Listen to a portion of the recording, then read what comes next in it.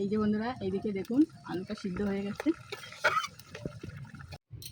নমস্কার বন্ধুরা, চলে এসেছি কুকিং টাইম চ্যানেলে। তা দেখুন বন্ধুরা, আজকে আমি রান্না করব রুই মাছের ডিম দিয়ে আলু দিয়ে ঝোল। এখানে দেখুন আমি 400 গ্রাম রুই মাছের ডিম নিয়ে এসেছি বাজার থেকে। তা দেখুন ডিমটা ধুয়ে নিয়েছি, এবার আলুটা কেটে নেব। মাছের ডিম ভাজবো, কড়াইটা বসিয়ে দিয়েছি, সর্ষের তেল দিয়ে দেবো।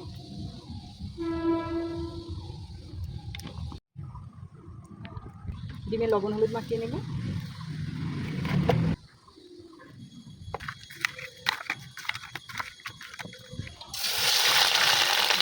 কেমন হচ্ছে তার জন্য আমি ঢাকা দিয়ে দিয়েছি।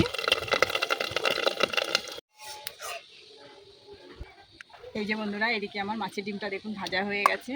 দেখুন পিস পিস করে নিয়েছি আমি, আলুটাও কেটে নিয়েছি। মাছের ডিমের তেলে আমি আলুটা ভেজে নেব।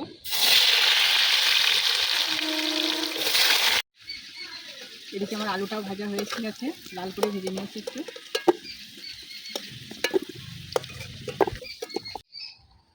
জিরে ফোড়ন দিয়ে দেবো।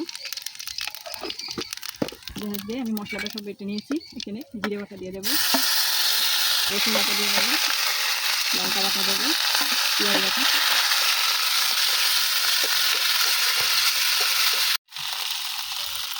লবণ দেবো, হলুদ গুঁড়ো, ভেজে রাখা আলু দিয়ে দেবো। এদিকে আলুটা আমি ভালো করে মশলা দিয়ে কষিয়ে নিয়েছি। এই যে দেখুন, এবার জল দিয়ে দেবো।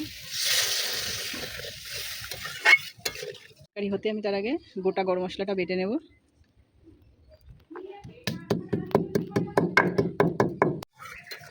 এই যে বন্ধুরা, এইদিকে দেখুন আলুটা সিদ্ধ হয়ে গেছে।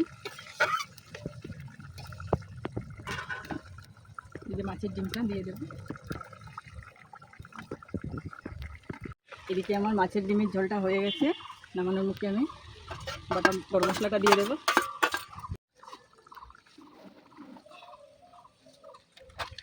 এই যে বন্ধুরা দেখুন, আমার রুই মাছের ডিম দিয়ে আলু দিয়ে একটু পাতলা করেই ঝোলটা করেছি। দেখুন বেশি মশলা আমি দিইনি, অল্প মশলাই ব্যবহার করেছি। এখানে গরমে আর ভালো লাগছে না বন্ধুরা, প্রচুর গরম পড়ে গেছে। তা বন্ধুরা, আজকে রেসিপিটা কেমন হয়েছে অবশ্যই কমেন্টে জানাবে। আর নতুন বন্ধু হলে অবশ্যই কমেন্ট, শেয়ার ও সাবস্ক্রাইব করবে।